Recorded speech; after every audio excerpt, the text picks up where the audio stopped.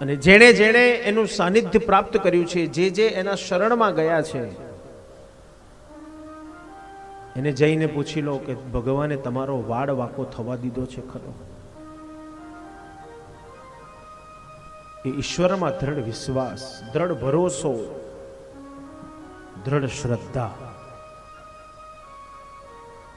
જે ભગવાનની તમે સેવા કરો છો. અહીંયા પર્ટિક્યુલર કોઈ એક ભગવાનનું નામ નથી દીધું, પણ તમને જે ભગવાનમાં રુચિ છે, તમે જે ભગવાનનું સ્મરણ કરો છો, તમે જે ભગવાનની સેવા કરો છો, જે ભગવાનની સાથે તમે રોજ વાતો કરો છો, એ ભગવાનમાં દ્રઢ ભરોસો રાખો, દ્રઢ આશ્રય રાખો. મારો ભગવાન મારી વાતને સાંભળે છે, મારો ભગવાન મારા અધૂરા કાર્યને પૂરા કરનારો છે, મારો ભગવાન મારું ધ્યાન રાખનારો છે. આ વિશ્વાસ જગાડો તમારા અંતરમાંથી.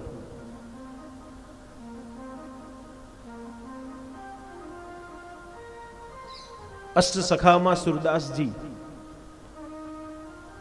અને સુરદાસજીના અંતિમ સમયમાં જ્યારે સુરદાસજીને પૂછવામાં આવ્યું કે સુરદાસજી, તમારું મન અત્યારે ક્યાં છે? ત્યારે સુરદાસજીએ જવાબ આપ્યો, મેરો મન દૂજો તે કહા તે હોય. મારે ક્યાં બે ચાર મન છે તે આમ તેમ ભટકવાના છે? મારું એક જ મન છે, અને મારું મન અત્યારે ક્યાં છે? તો શ્રી વલ્લભના ચરણારવિંદમાં છે. દ્રઢ આશ્રય જે સુરદાસજીએ બતાવ્યો, અને અંતિમ પદ સુરદાસજીએ જે લખ્યું, એ દ્રઢ આશ્રય, એ દ્રઢ વિશ્વાસ,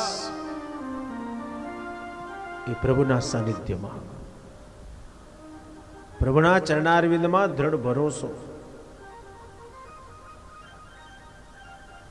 જો સામાન્ય વ્યક્તિના ઉપર વિશ્વાસ મૂકવાથી, સામાન્ય વ્યક્તિના ઉપર ભરોસો મૂકવાથી જો આપણા કાર્ય પૂરા થઈ જતા હોય, તો જેને ભગવાનમાં દ્રઢ વિશ્વાસ છે, એના કયા કામ અધૂરા રહે?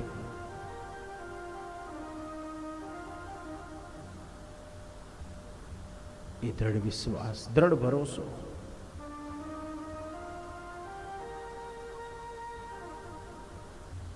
એ શ્રદ્ધા,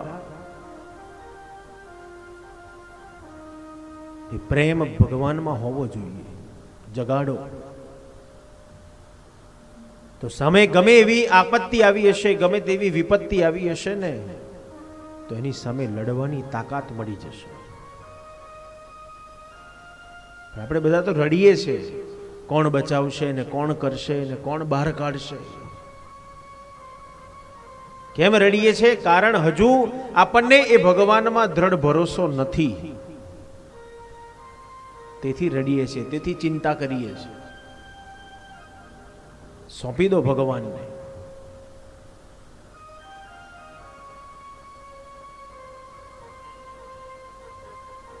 એક પતિ પત્ની સ્ટીમરમાં મુસાફરી કરે છે, ને મુસાફરી કરતા કરતા જવાય, ચાલો તમે અંદર ચાલો. પતિએ કીધું, મારે નથી આવું, તારે જવું હોય તો જા, હું નહીં આવું. પત્ની કીધું, નહીં, તમને લીધા વગર. પતિએ કીધું, મારે આવું નથી. અને બંને એકબીજાની જોડે ચર્ચા કરી રહ્યા છે, ને ત્યાં પતિને એકદમ ગુસ્સો આવ્યો, અને ગુસ્સો આવતાની સાથે પતિએ ખિસ્સામાંથી ચપ્પુ કાઢ્યું અને પત્નીના ગળાએ અડાડી દીધો. પતિ કહેવા લાગ્યો, મને ગુસ્સો આવ્યો છે, ચપ્પુ તારા ગળાએ અડકેલું છે, વાગતા વાર નહીં લાગે, માટે રૂમમાં જતી રહેજા. પત્નીએ કીધું, નહીં. પત્ની એટલી જ સહજતાથી, એટલી જ શીતળતાથી પતિને જવાબ આપ્યો, નહીં, મને ખબર છે તમે મને ચપ્પુ નહીં મારો, તમે અંદર ચાલો, તમે ચાલો. પતિ કહેવા લાગ્યો, નહીં, આજે કોઈ ભરોસો નહીં, મને ગુસ્સો આવેલો છે, ચપ્પુ તારા ગળાએ અડકેલું છે, વાગતા વાર નહીં લાગે, માટે રૂમમાં જતી રહે. પત્ની એટલી જ શીતળતાથી, એટલી જ સહજતાથી પતિને જવાબ આપ્યો, નહીં, મને તમારામાં વિશ્વાસ છે, તમે મને ચપ્પુ નહીં મારો, ચપ્પુ નહીં મારો, ચાલો તમે અંદર, અંદર ચાલો.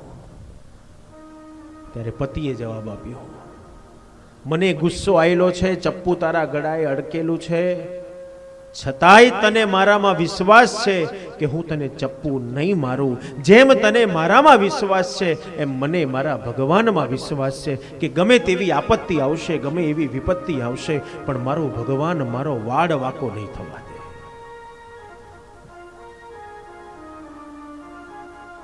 શ્રી મહાપ્રભુજી તેથી આપણને 9 રત્ન આપ્યા છે. એનો પહેલો રત્ન આપણને શીખવાડે છે, ચિંતા કાપીને કાર્યા નિવેદિત્યાત્મકદાપિતિ ભગવાન અપિપુષ્ટિસ્થો ન કરિષ્યતિ લૌકિકમ જગતિ.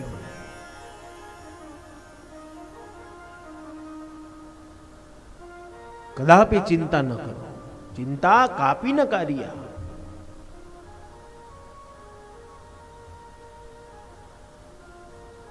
એ ઈશ્વરમાં દ્રઢ વિશ્વાસ, દ્રઢ ભરોસો.